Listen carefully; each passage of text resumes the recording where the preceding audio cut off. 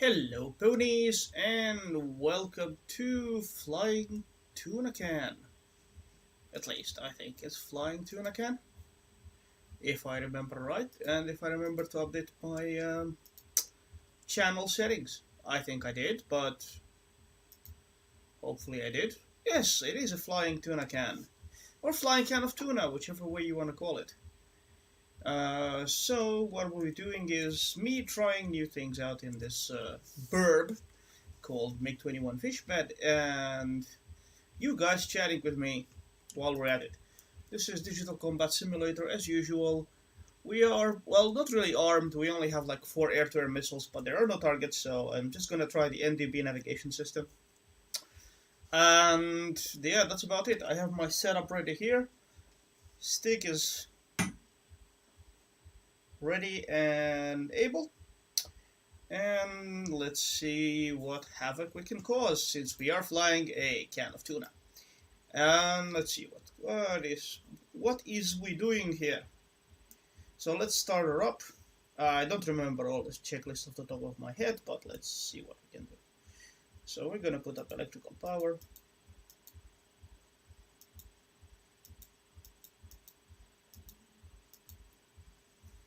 I'm gonna zoom in a bit because I don't see jack shit. There's the battery coming online.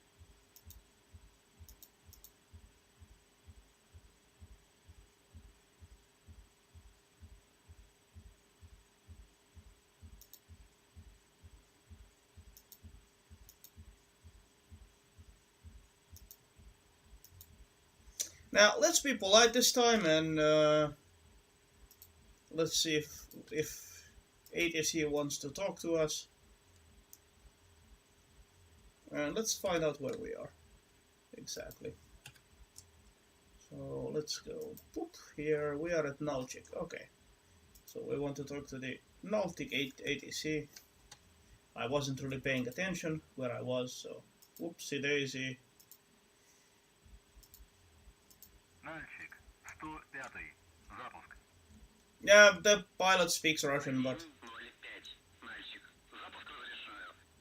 Excellent, we have been cleared for startup. So I'm going... we have the fuel pumps on. I'm going to put up the... no, maybe not this one. Fire extinguisher and engine APU. I'm gonna unlock the throttle, and there's a little starter here. I'm gonna actually show you. Engine starter, normal start.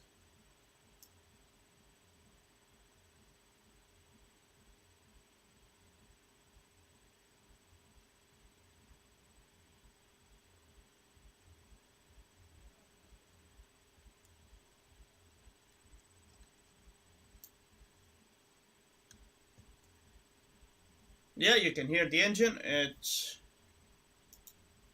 coming up, and it's getting ready to fire up.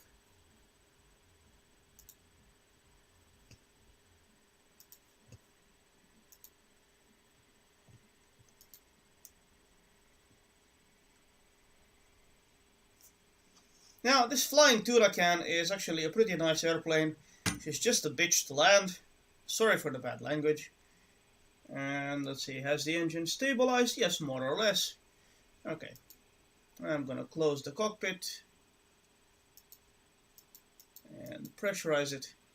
Now I'm gonna start firing up the all of the other systems. So I'm gonna put off the flaps to takeoff setting. And I'm gonna start putting up the other systems.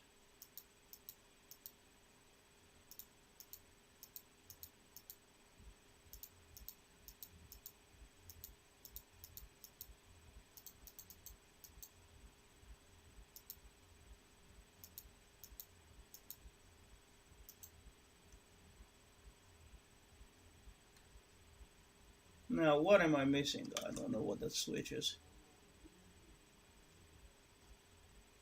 This TK empty. I've never actually had that before. There we go. That one. Okay, I'm gonna put on the pipper. The radar's on. It's warming up. I'm not gonna fire it up. I need to set up the instrument, so flight director system. I guess it's the flight director system. It gets aligned with the gyro compass. Now I don't know what the altimeter is. So let's check here. I don't have. So it's 72203.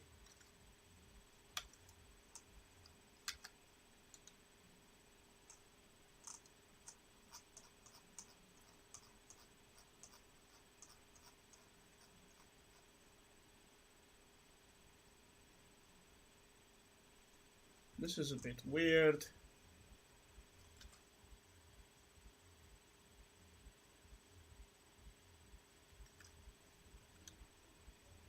I mean, if I put it like this, it's going to be at 0. So let's put it to 0. Okay.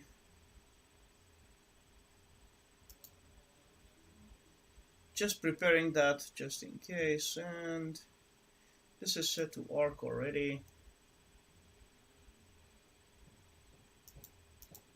This is set to channel 3. The radio's on. Radar's on. Apologies. And I need to activate all of these other systems.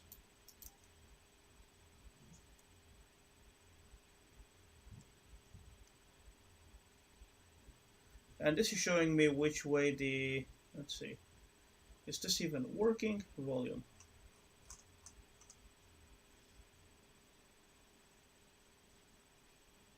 So anyway, the way the NDB works in the Mig-21, it's rather interesting because I'm going to show you. You can't really tune frequencies, and you will find this in many DCS videos.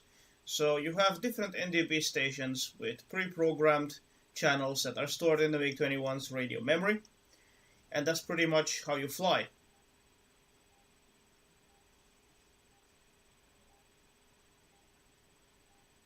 And I thought that was the NDB, but it's not.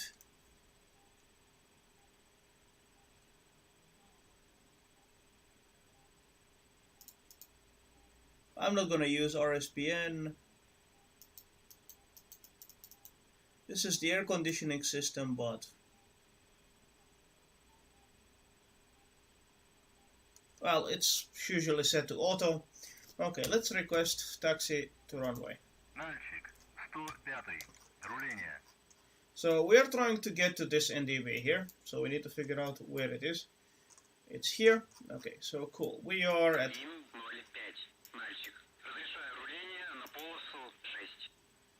Okay, so we're going to runway 6. So we're going on a heading of 229 at 98 nautical miles, so roughly about 160 kilometers. Then we're going to go around the coast, and we will be adjusting these frequencies. Finally, we're going to go to Krasnodar and see if we can make our way to the local airfield. So it's going to be about maybe 400 kilometers-ish. And again, this bug in DCS. Alright, so we have taxi permission from the ATC, and we're gonna trudge on. I'm gonna do a brake test. Okay, brakes are holding. I'm gonna idle the engine. By the way, these are pneumatic brakes. They do have a limited amount of compressed air, I think. Okay, clear left, clear right, no traffic. Runway 6 is to our left. I'm gonna set a takeoff trim. And okay, I think we can go. There's no parking brake. There's a brake system here.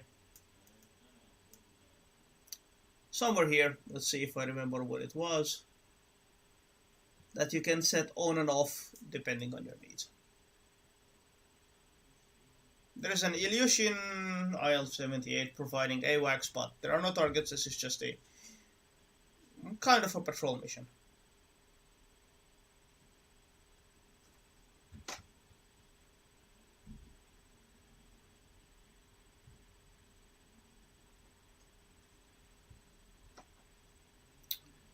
Wow, what have I forgotten?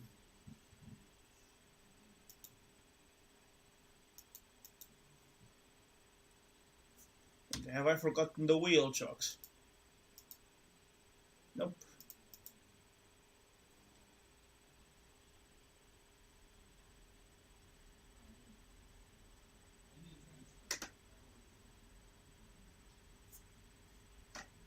Okay, it took a while to get it started.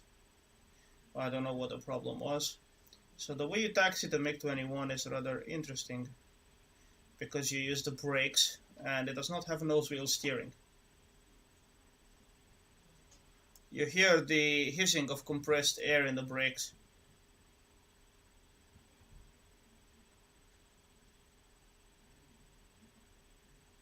So I'm keeping the left toe brake pressed. I mean left rudder and, sorry, not toe brake. And using the brake to taxi.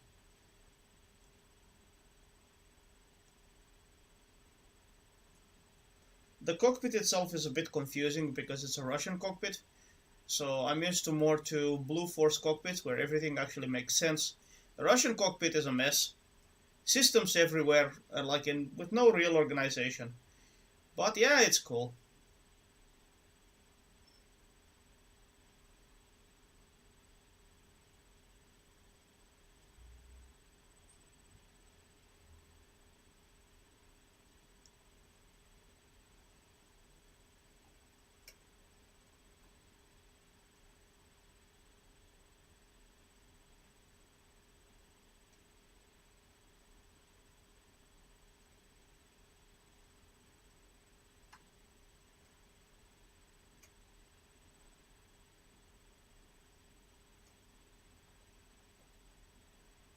If you have questions about the MiG-21, feel free to ask.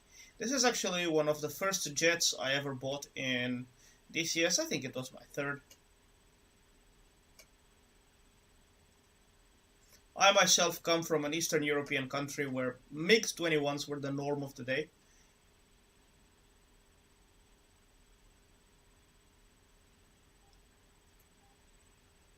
I'm getting pinged by a radar.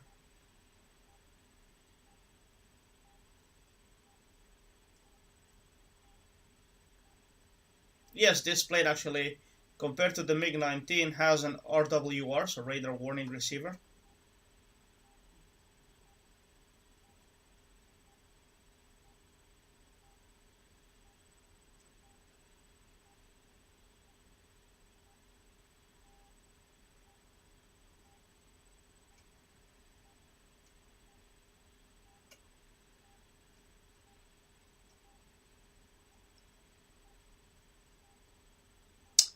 Once you're used to it, it's fairly easy to taxi.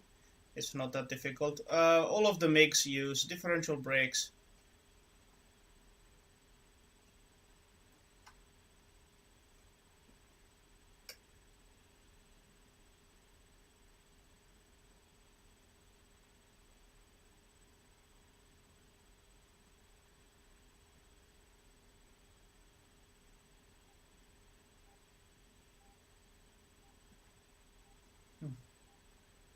There's another MiG-21 flying around here. I don't know where he is, but he's somewhere around here.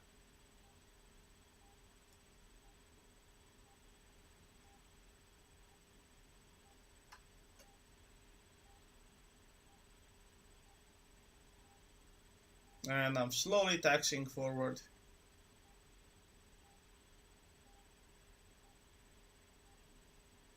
I actually keep the stick centered and the throttle to the side, so it's a lot like the real MiG-21. I'm using a Thrustmaster Warthog, but just for position's sake.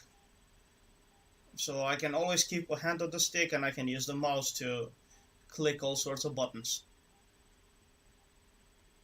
This is a very good module. I definitely recommend it.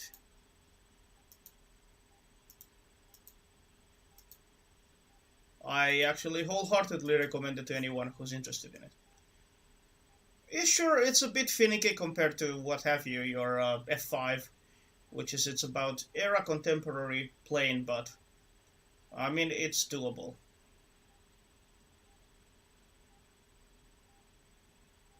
We have quite a bit of fuel, so also, by the way, this is a big fuel guzzler. It eats so much fuel.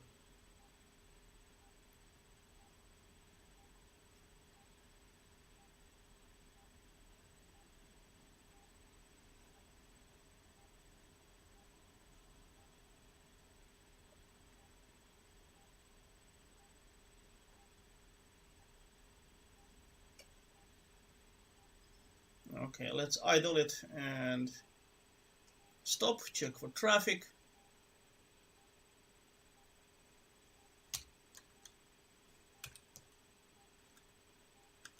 Мальчик, 105-й, взлет. 105. Мальчик. Взлет по готовности. Отход по схеме. На 300 по давлению. 722,15.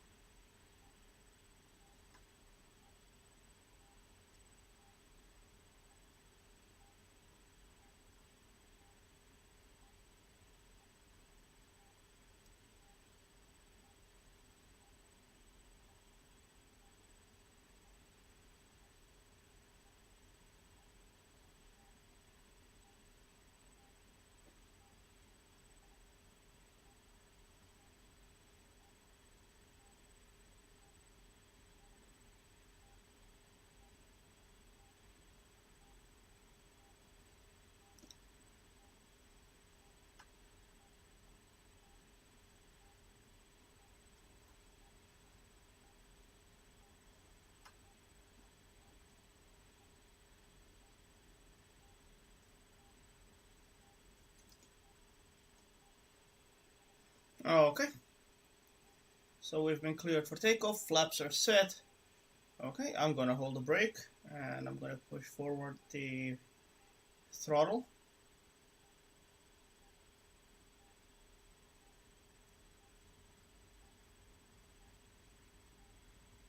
$100.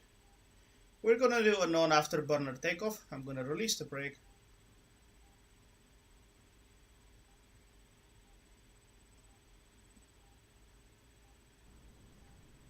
And I said non-afterburner, but it seems I put up the afterburner. 105. Взлет запрещаю. Yeah, you're... 105. Мальчик. Взлет по готовности. Отход по схеме. На 300 по давлению.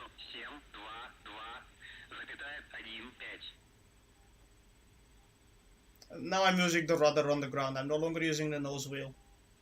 And full power. It's a shorter runway than I imagined.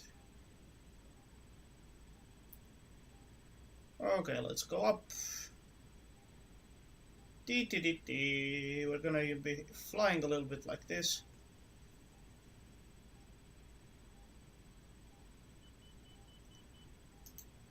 Gear up.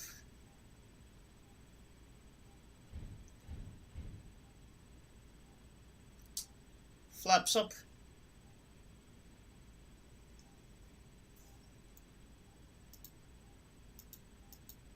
Gear locked. And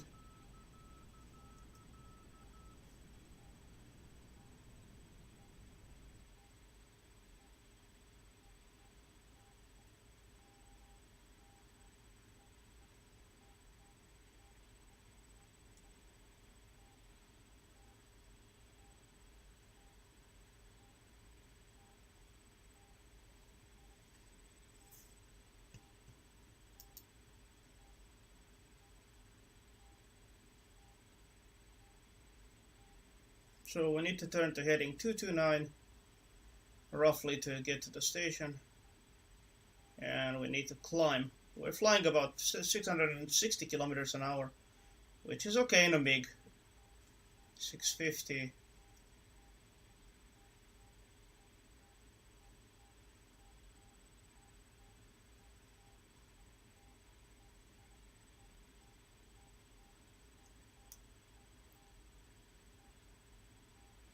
I'm gonna check out that HSI quickly.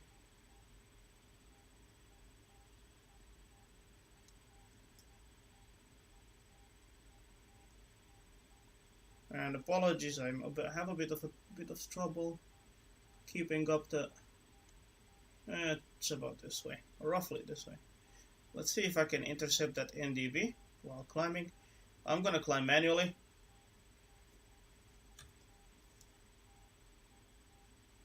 So it's about here, roughly this way. That's the airfield, there to the right. And we are being constantly pinged by the radar. Now these NDBs are pretty long range, the Russian NDBs, as far as I was told. So let's test it if it's true. We might be a bit out of range at 98 nautical miles, but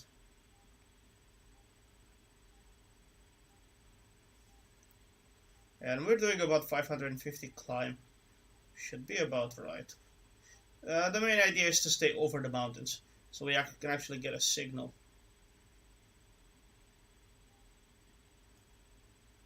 And our fuel is good, 4,000 liters. Checking my HSI, that's good. And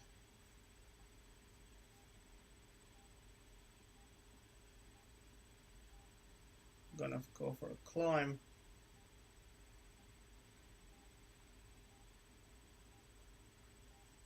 So we took off from runway 06, which is on a heading of 060, so east-northeast. And we're heading on a heading of 230 to the southwest. Our altitude is about getting close to 3,000 meters ish.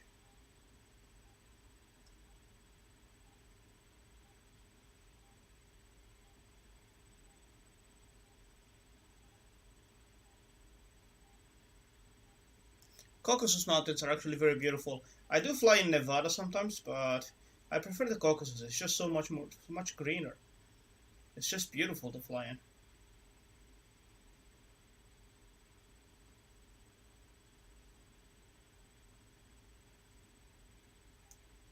And we're doing a gentle climb, about 540 kilometers an hour. About, well, almost 7 degrees nose up. Okay, let's...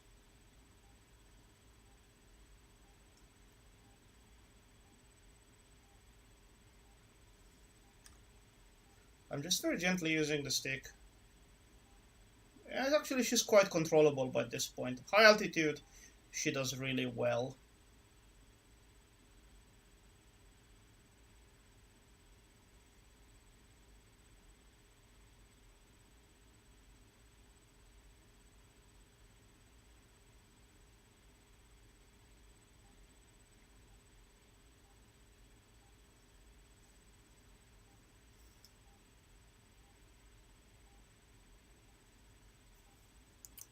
And I think we can already set the altimeter to 760, which is pretty much 29902 in a regular altimeter. I'm just using the mental conversion here based on what I remember. That's the afterburner lit up. Let's catch a bit of speed. I don't want to go too slow.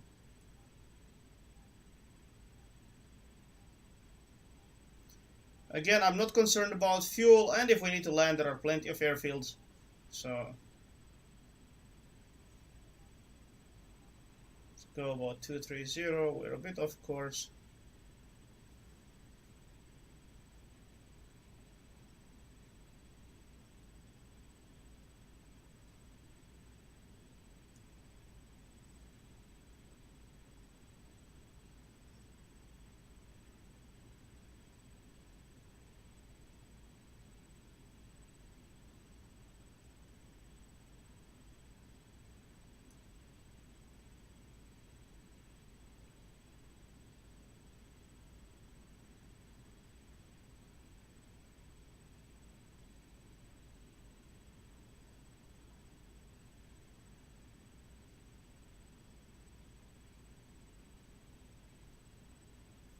Okay, I think we can go off afterburner here.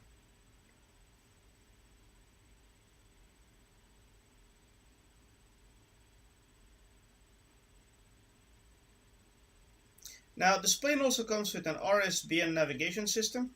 If you're familiar with VOR or TACAN, it's not very dissimilar to those. It's just a Russian version of it. It uses channels, so a lot like TACAN, not actual frequencies. And you need to have, of course, the RSBN channels of the station you want to fly to.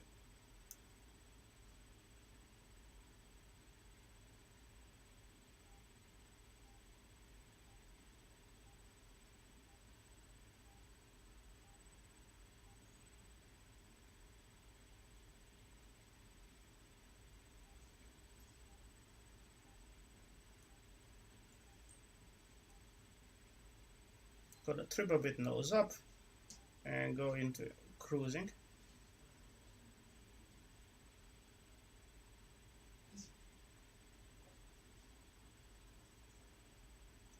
Don't remember what I had mapped for the SAU, which is basically your autopilot. The Mig-21's into autopilot, but it's okay. I can fly her manually. She's a bit finicky, but, well, not very finicky. I mean, I can handle the Mig-21, I think. And I'm going full tilt here. Trim a bit the nose down. So the trim basically now controls airspeed. The throttle controls ascent or descent. Okay. And the trim can also help with that. One thing about this plane, it's made to go high and fast. That's the only thing it's good at. And apparently the pointer needle is actually pointing already to the NDB station, so I'm actually on the right track. Just to check, our next NDB station that we are going to is located, so this is the one we want. So sector 2-1 station 2 is the next one we want to tune into, but we need to fly towards this other one until we tune into the other one. And that one is, if we check the map, so from here we will need to fly towards it. So for heading of 302. Okay.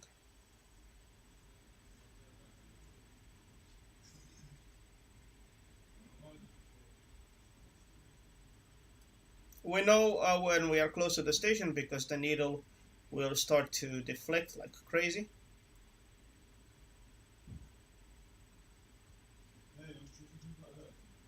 And we'll know we're close to the station then. So sector 2-1, station 2. That's the other. I think we can keep it about 6,000 meters. Yes, this is in meters.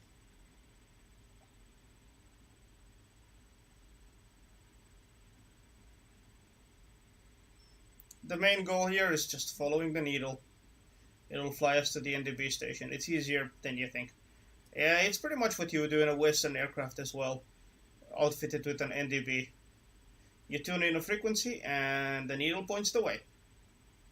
You do not have distance measuring equipment in NDB, but at least it's pretty easy to figure out when you're close to the station.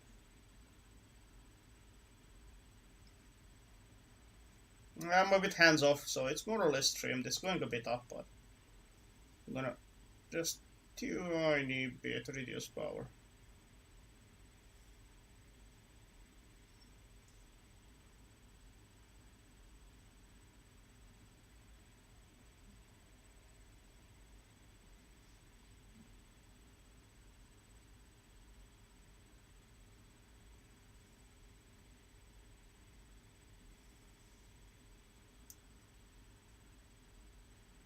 Our angle of attack is about 5 degrees, but well, we should be fine.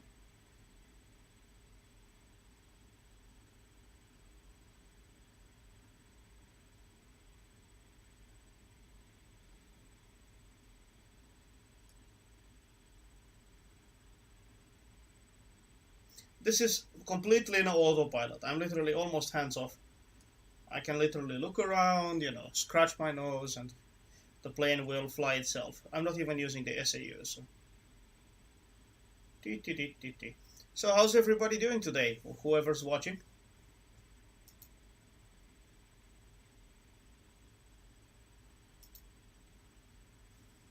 Well, I guess not many people are watching. I realize flight simulation can be quite boring for some people.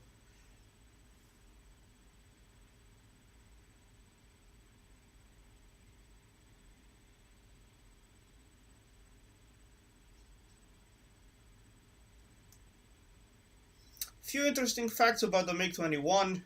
Well, it actually needs to land so fast because of the delta wings.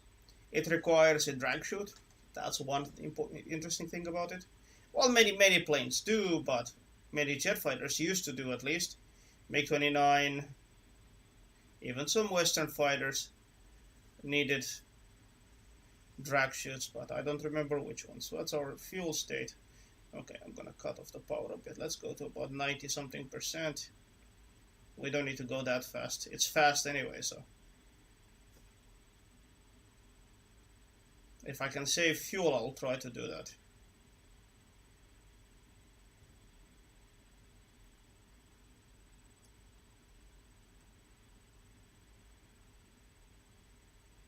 Just a gentle turn.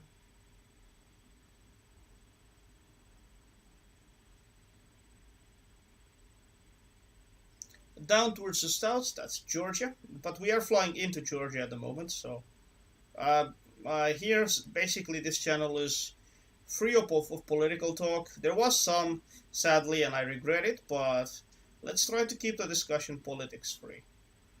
I don't really care about politics.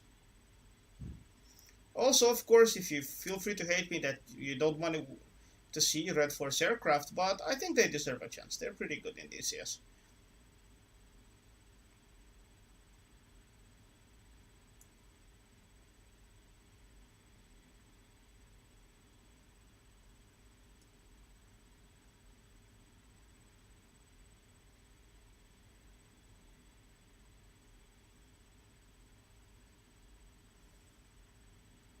And of course we can check where we are. We're very close to the station.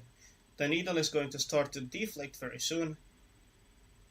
So let's see.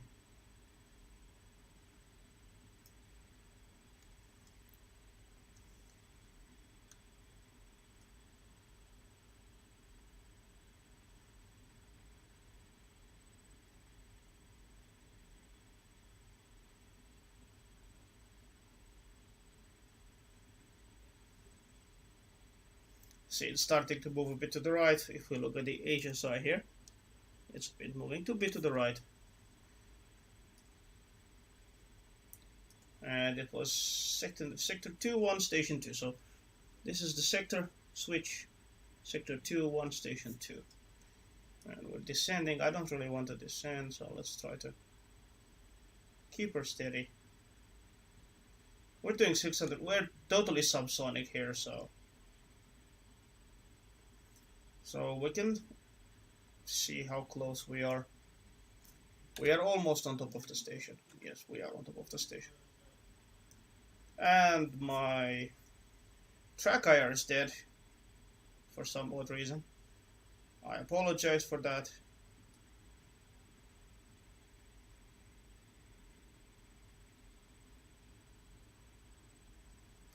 So I'm gonna set... No, not this. And I'm gonna...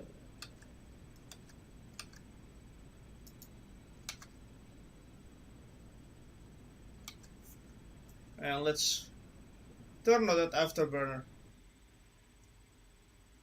See, this is what I get when track IR dies.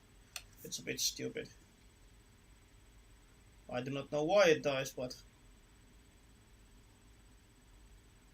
Luckily, I did not unmap my...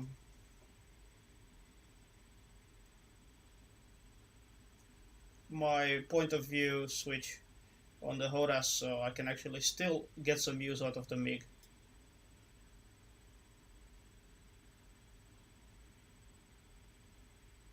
The station is somewhat to the north. 302, so about there. Now let's try to maintain this heading.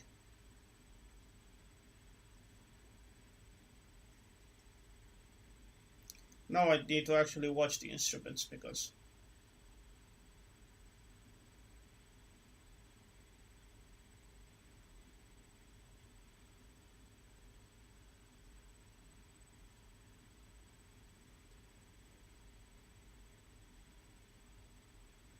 I noticed I only get this issue only with the Mig-21. Track IR dies sometimes, and I have to just use the POV switch, not POW, god damn it. Okay, so let's see. It's quite a bit to this station, so...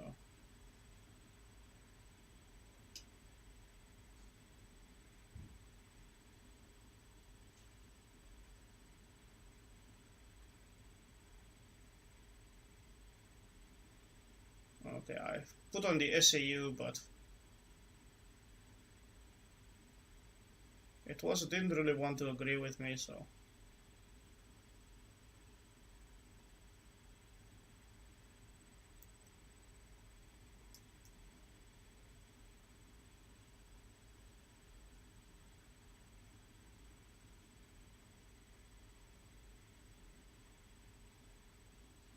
It's a funny fact, even though not nominally an Eastern Bloc country, the country I live in now, which is Finland, also used to have MiG-21s flying alongside the Saab Drakens. So I think about half the planes were Drakens, and I think the other half were MiG-21. We only had the BIS version here, which is the one I'm flying. It's one of the more modern versions, I guess. Well, not very modern, but quite. Again, my track IR's busted, so I have to change the point of view with the switch on my HOTAS. So yeah, it's a bit funky, but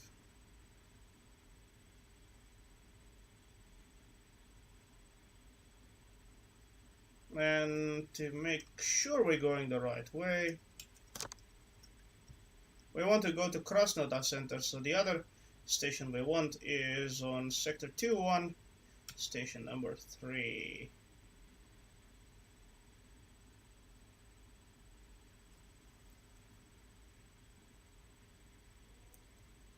This does not have actual roll trim. You have to balance the roll a bit manually, so...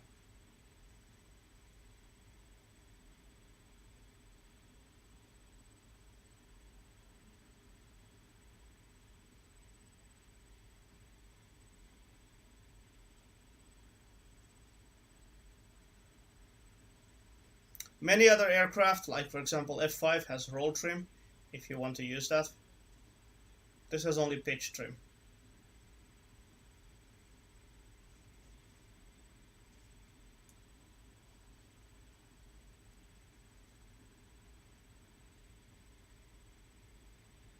And we are flying so nicely with the track IR actually working. About 3,000 liters of fuel, so we're on about 3 tons of fuel-ish.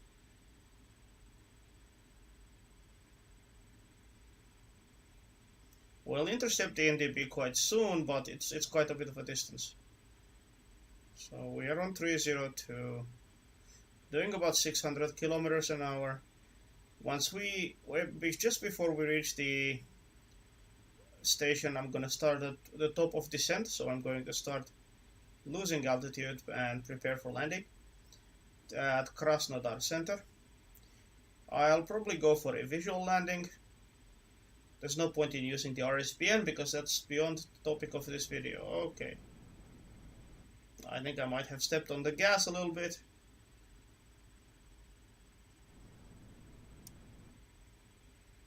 Since my hand is on the throttle at the moment.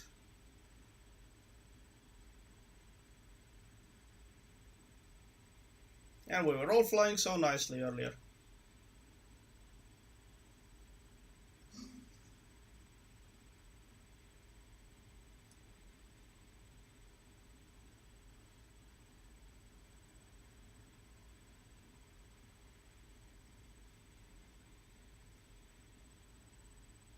I really don't understand why the Mikoyan Design Bureau did not add roll trim, but that's fine.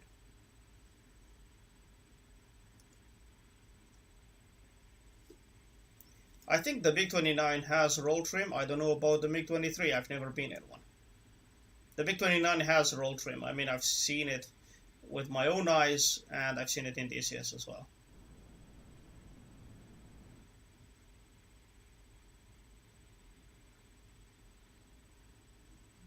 I need to keep the roll myself here, so it's a bit, well, weird, but...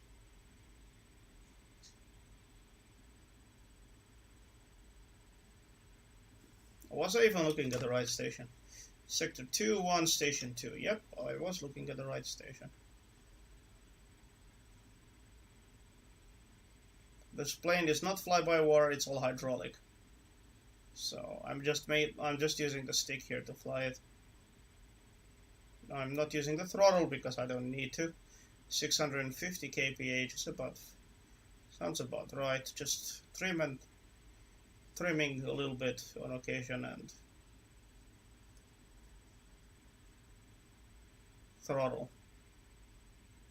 And a bit, 2,900 liters. I think the way the fuel flow goes in a Mig-21 is it usually goes from the auxiliary tanks first, then the primary fuel tank, which is in the wings and the fuselage. I don't know how many fuel tanks it has. I can tell you the F-104 has, I think, 3 or 4. So auxiliary tank, 1 primary in the fuselage and 2 in the wings.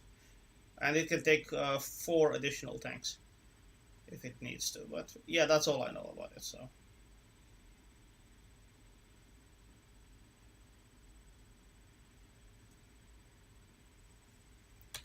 we are, well, quite far from the station still. But as long as we fly about 305 to 300, we should be just fine. We should intercept it quite soon.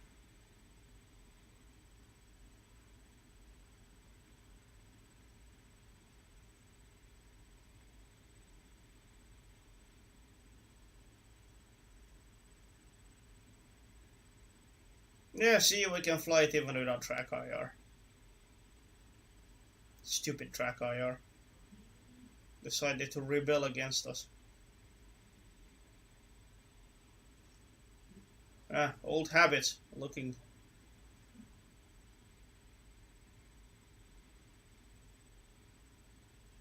And expecting it to work.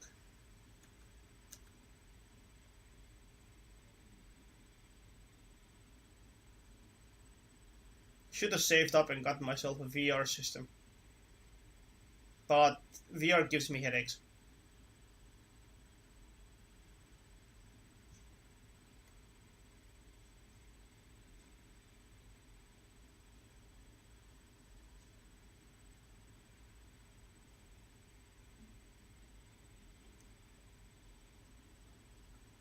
Normally, if I was in a real Mig-21, I'd be basically flying with the map, with a heading line or calculator and the stopwatch until I intercepted the NDB.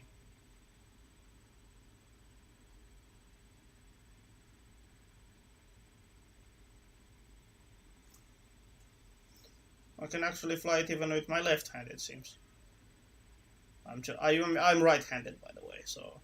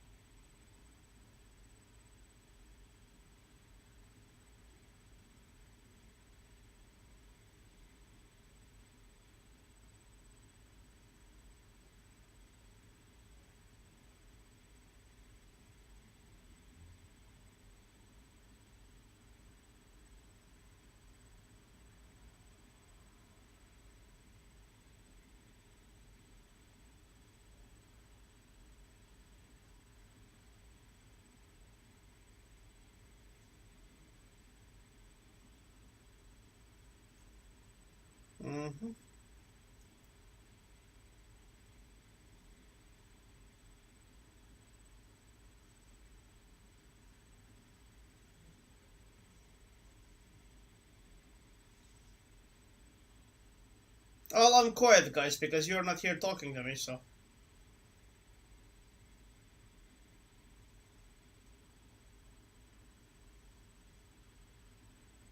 I mean, I could talk to the plane, but the plane doesn't really talk back.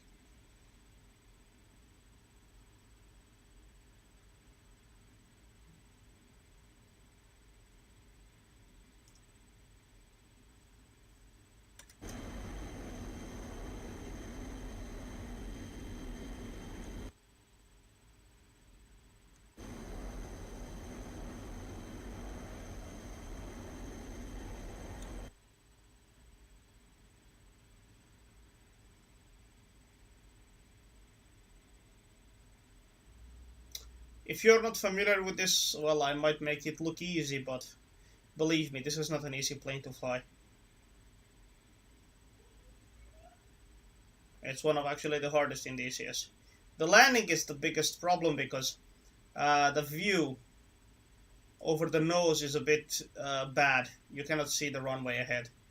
You can probably adjust the seat, but I've never done it.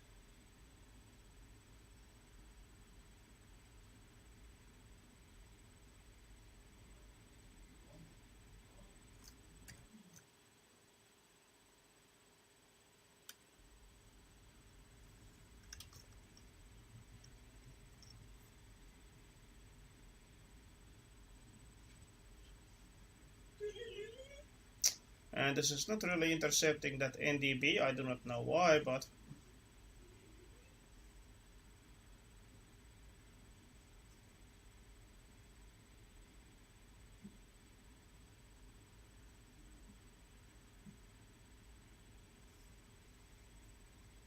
I'm pretty sure I'm tuned into the right station. Yep, Zone 2, Group 1, Station 2. Oh, weird.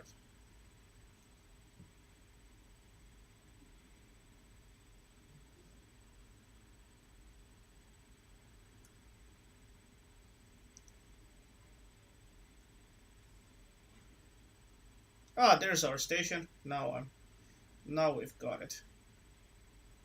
Okay, so it's a bit to the left.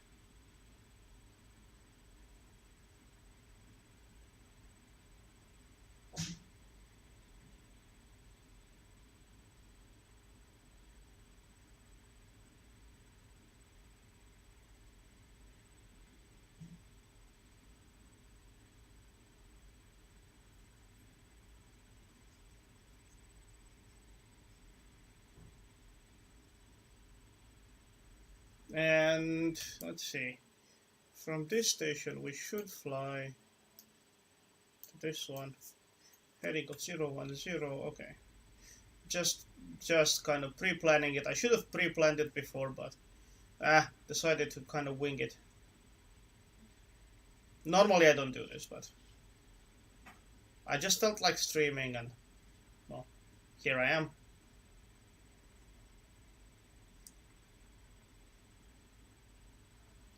We're about 26,000 feet. Almost 27,000 feet. And I think we should begin our descent. Very slowly, there's no rush, but let's begin our descent.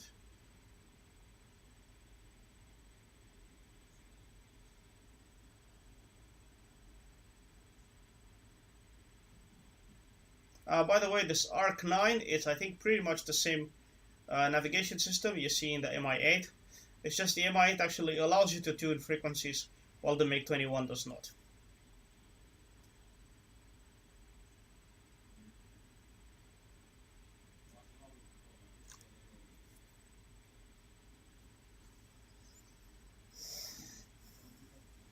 I'm keeping about 2.5 meters per second descent rate. Yeah, this uses meters per second. It's a European, well, Russian aircraft. They use metrics.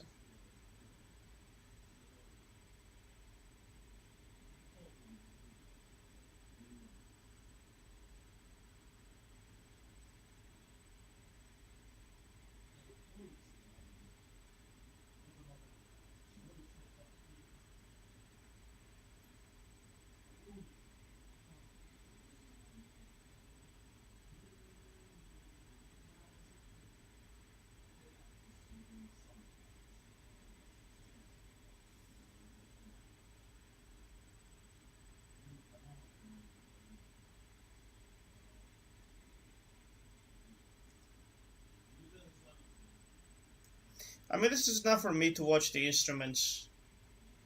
Of course, we can look around a bit, but...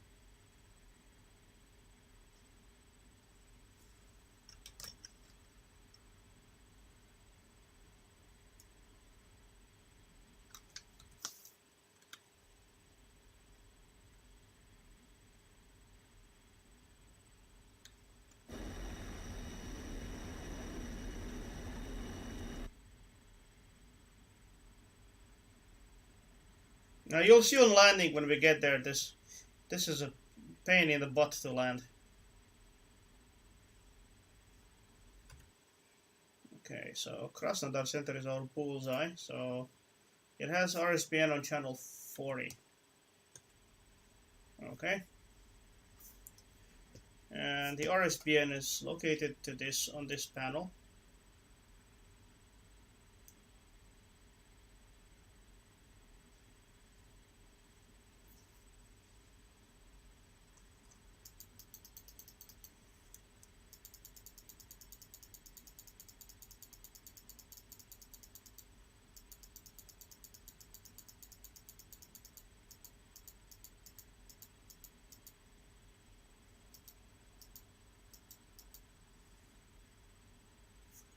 And does it also have landing RSBN?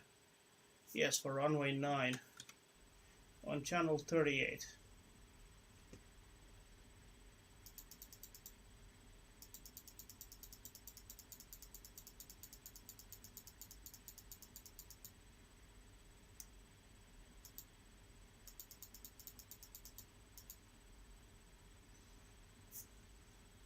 Again, it's a bit weird with no track IR, but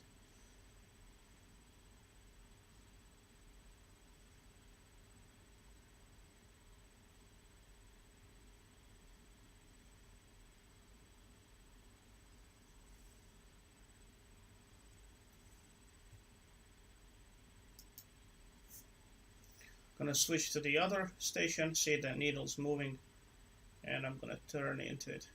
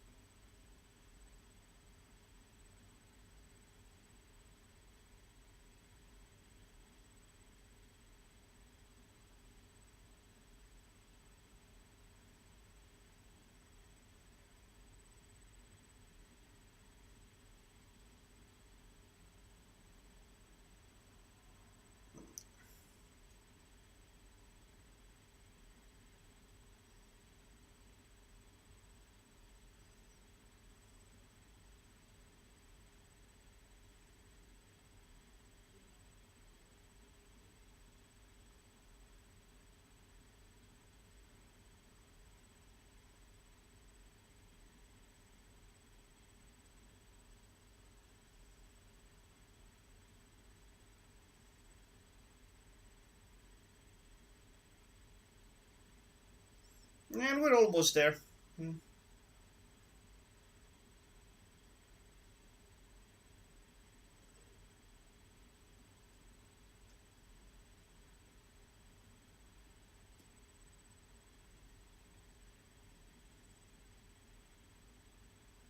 And I think we can switch to RSBN here.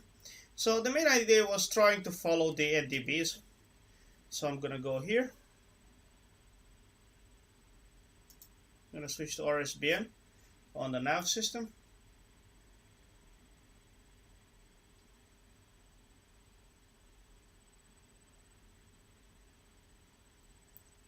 And I'm going to try to intercept the 090 radial.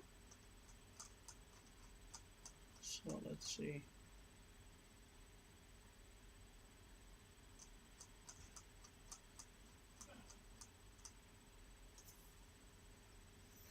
DME is not showing for some odd reason.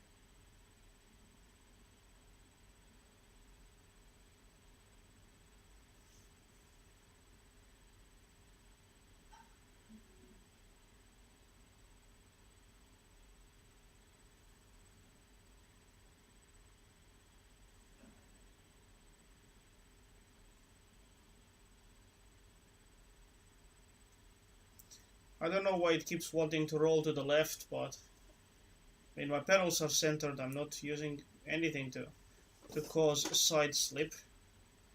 Okay, now I let go of the pedals. Maybe I was pressing one of them a little bit.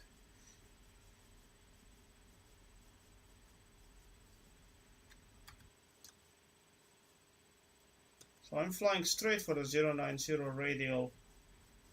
Let's see.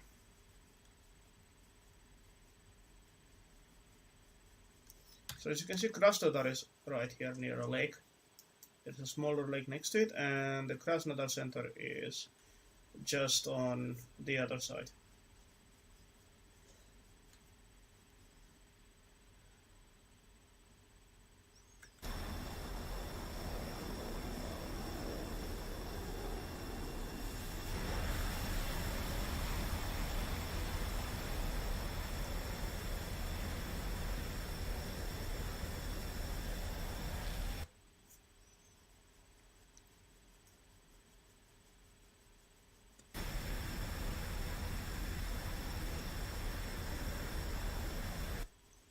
And we have enough fuel to fly several patterns if that is what we really want.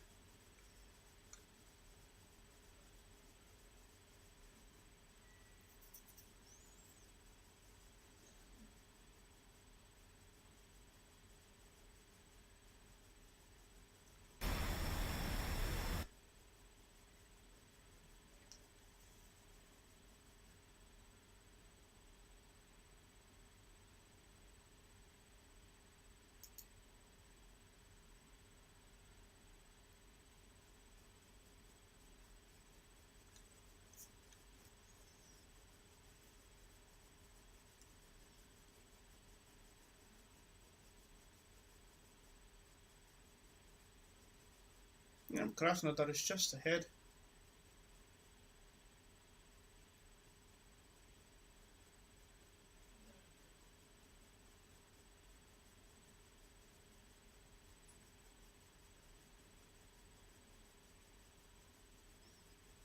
Let's verify our position a little bit. There's also some power lines.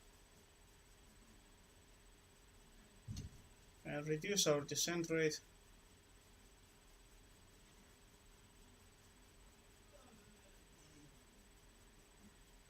Now I'm going to fly a pattern. I'm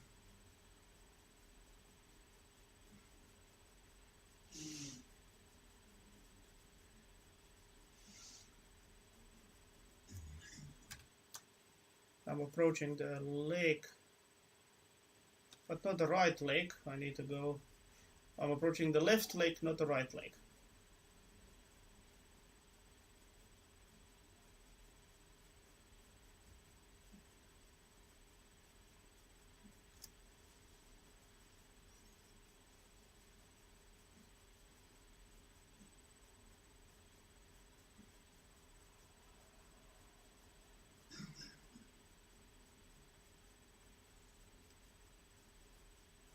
Yeah, that's the Krasnodar Center Lake.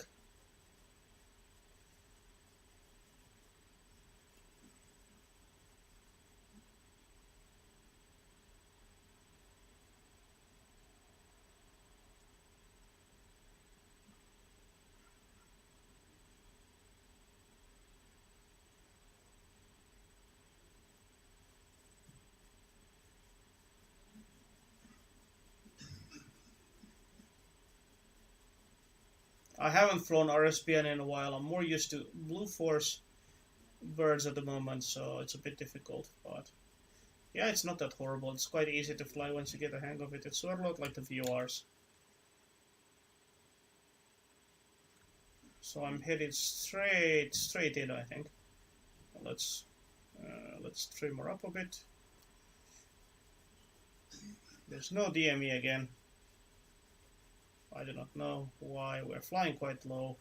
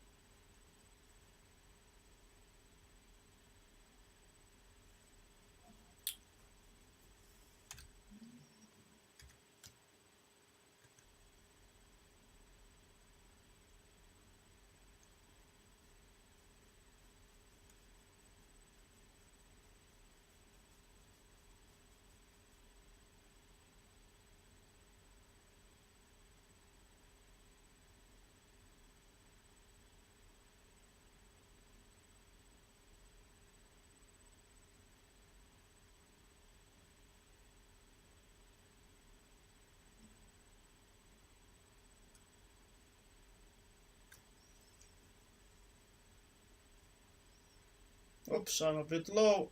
Let's give her some juice. 90% power. Okay, there we go.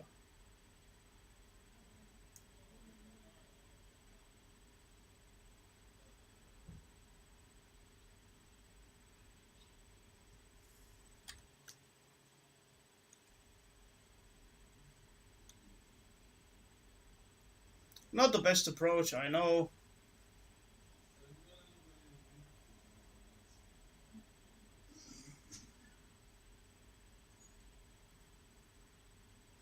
But flying this thing is a work of art in itself, so.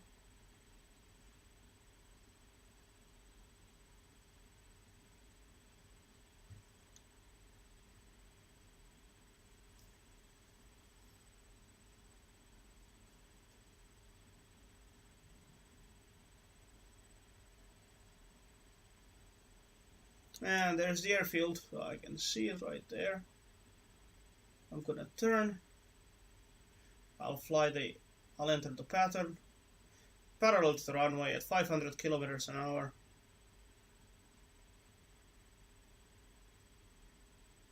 Turning now.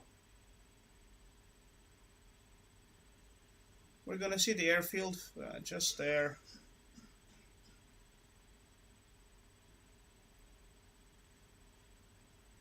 This is so weird without track IR working. Sometimes it just stops working for me. I do not know why.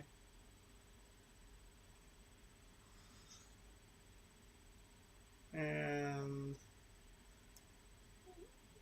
alright, I'm gonna brake to the left here. Gonna do a left brake. I don't know if this is the correct way of landing it. This is just the way I land, so I do the left brake over the runway, and I know it's not a US Navy aircraft. I need to turn to 270, so I need to be watching my altitude indicator. Not altitude, HSI, sorry about that. Of course the altitude indicator as well, but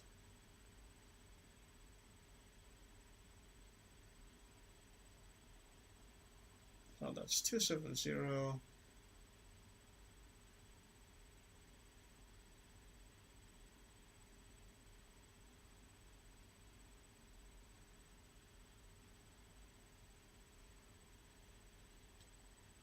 There's the airfield. Perfect turn. That was pretty good, actually.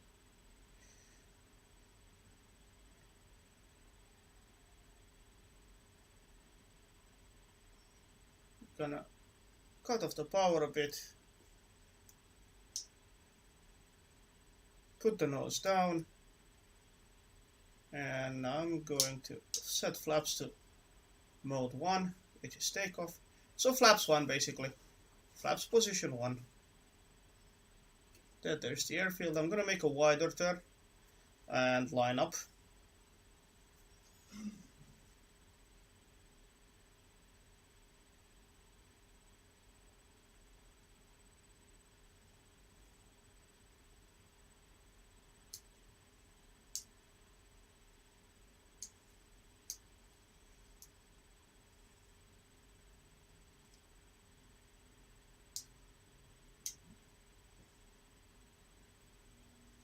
.400 kilometers an hour. Let's trim.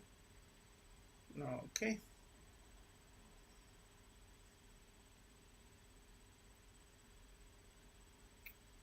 And turn again to 090. Looks about right. We're gonna bleed off quite a bit of airspeed here, so I'm gonna give it a bit more gas. And I'm gonna put the pedal to the metal, as they say, while I turn into the runway. We're still descending. That's not something I want. Gonna use the pedal.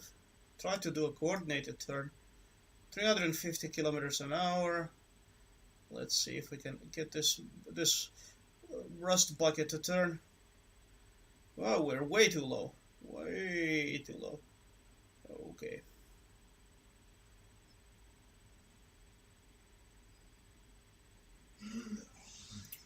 Now, where's that airfield? See, this is what I dislike about the Mig-21. I cannot see the damn airfield because the nose is too high. I'm with about 10 units of angle of attack. Might have to do another pattern.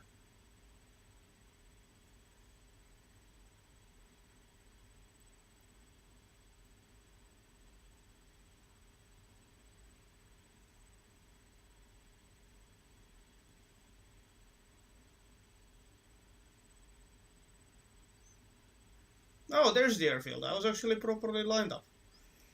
Okay.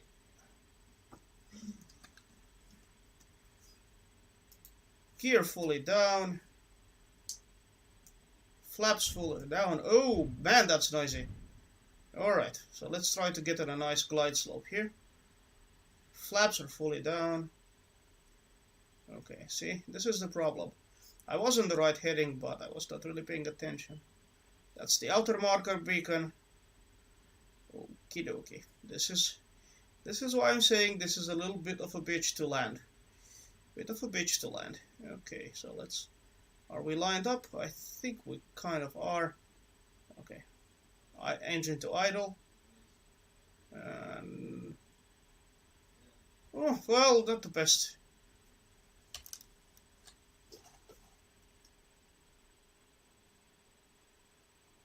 Landing. I'll apply the brakes. Luckily, I haven't broken the plane this time. That was a very bad landing, but with the visibility this has, I'm not even surprised.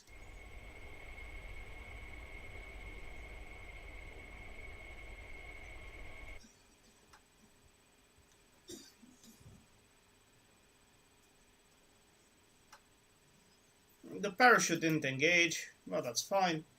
We managed to stop it without a parachute.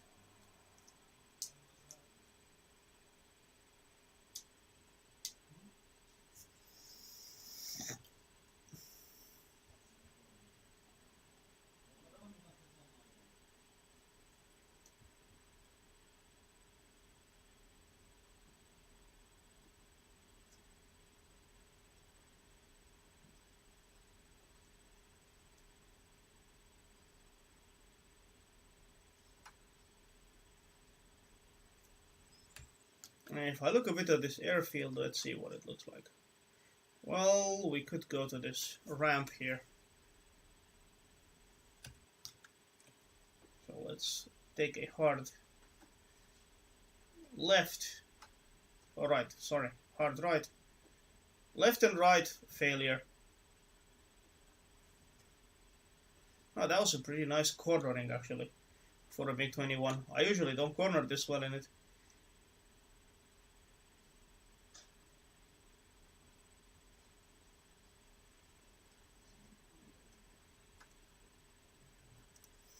And one very important thing I need to do, I need to set the landing gear. I did set it back to neutral, which is good. That means I actually remembered. And we're gonna take another right here.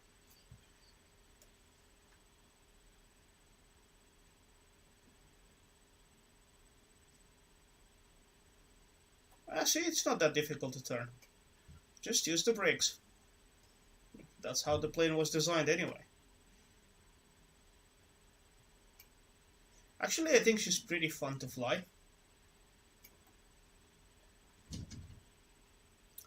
Just need to kind of have a refamiliarization with the Mig-21. I used to fly it quite a bit. Not that much as others, but quite a bit. I think my most flown are the Harrier and one other. Well, helicopters. I fly those a lot.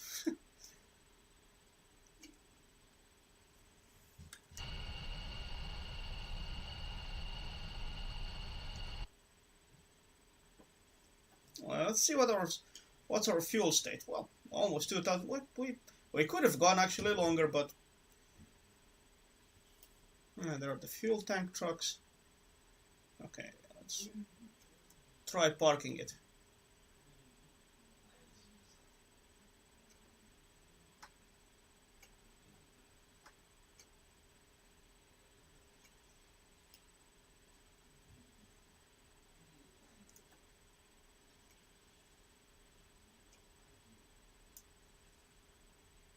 I kind of like these old concrete runways, old Soviet concrete runways. They're quite interesting. Runways, I mean ramps. They have concrete runways as well. I'm gonna take the next parking spot.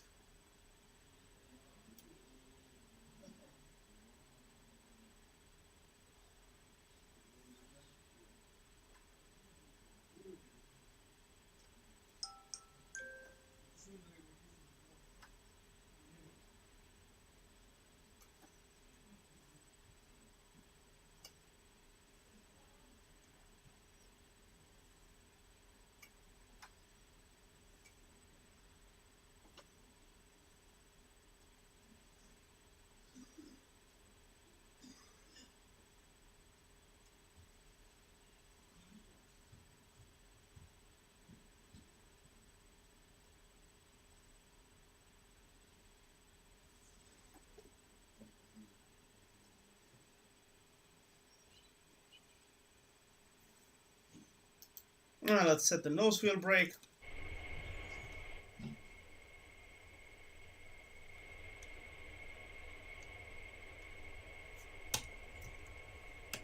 Anyway, thank you all so much for tuning in and joining me in flying the, well, can of tuna, aka the Mig-21 Fishbed. And this video will also have a rerun on YouTube, so if you haven't seen this one live, of course, remember, if you're subscribed, you can always catch it on my channel. I wish you a wonderful week, and if you're free on May Day, hey, party hard and have fun. That's what it's about, and I'll see you in the next one. Take care.